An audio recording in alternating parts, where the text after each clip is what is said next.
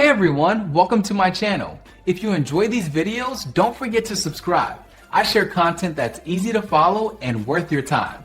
Let's get started. Printing an email thread in Outlook is easy when you follow these steps. First, open the Outlook desktop application on your computer.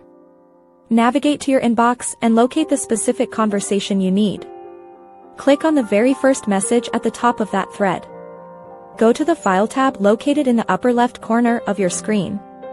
Select the Print option from the sidebar menu. Outlook will generate a preview of the entire conversation history. Ensure that the print options are set to memo style to include every response. Click the large print button to send the document to your printer. If you are using Outlook on the web, the process is slightly different. Open your web browser and log into your email account.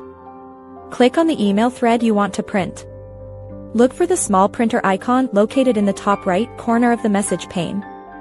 Avoid using the print function in your browser settings menu. Clicking the internal Outlook print icon ensures the entire thread is formatted correctly. A new window will appear showing the full conversation. Select your preferred printer from the list and hit print. You can also save the thread as a digital file by choosing the Microsoft Print to PDF option. This is a great way to keep a record without using paper.